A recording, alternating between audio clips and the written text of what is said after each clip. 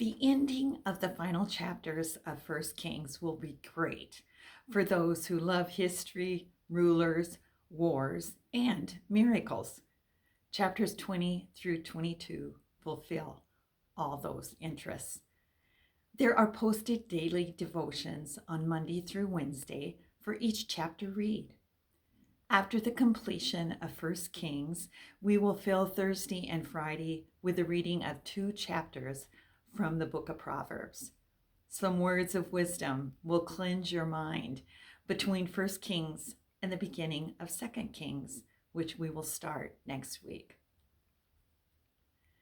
With 2 evil and good kings up to this point, the southern kingdom, Judah, wavered between godly and ungodly living.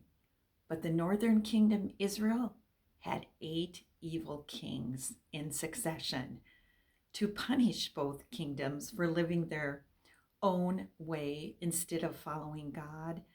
God allowed other nations to gain strength and become their enemies. 3 main enemies threatened Israel and Judah during the next 2 centuries: Aram, Assyria, and Babylon. Aram, the first to rise to power, presented an immediate threat to Ahab and Israel. In chapter 20, God helped Ahab destroy the Aramean army to prove that he alone was God. But Ahab refused to give God credit. This happened twice because Ahab did not listen to the Lord and refused to give him credit. He would die instead. Ahab and Jezebel were 2 of the most wicked leaders in Israel's history. This is played out well in chapter 21, when the king could not get his way regarding a vineyard. So Jezebel made the king's desire come true in a very evil way.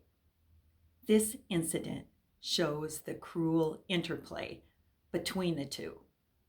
The Lord then sent Elijah to explain to both what the Lord has in store for them. However, Ahab humbled himself before the Lord once more. Although Ahab had repented temporarily, he still maintained the system of false prophets. He could not escape God's judgment and was killed just as predicted. The book of First Kings begins with a nation united under David, the most devout king in Israel's history. The book ends with a divided kingdom and the death of Ahab, the most wicked king of all, along with his wife Jezebel. What happened? The king forgot to acknowledge God as their ultimate leader, which is the first step toward ruin. We will finish up the week with chapters 14 and 15 in Proverbs. A proverb is a short, concise sentence that conveys moral truth. The word proverb comes from a Hebrew word that means to rule or to govern. And these sayings and reminders provide profound advice for governing our lives.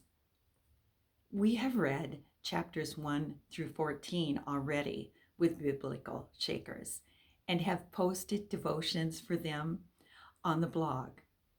Each chapter is full of wisdom that Solomon wrote. Bart does a great job of choosing good advice for his devotions this week from 14 and 15 of Proverbs. And as you read these verses, find the 1 or 2 that really speak to you and highlight them in your Bible. Are you ready for more Kings?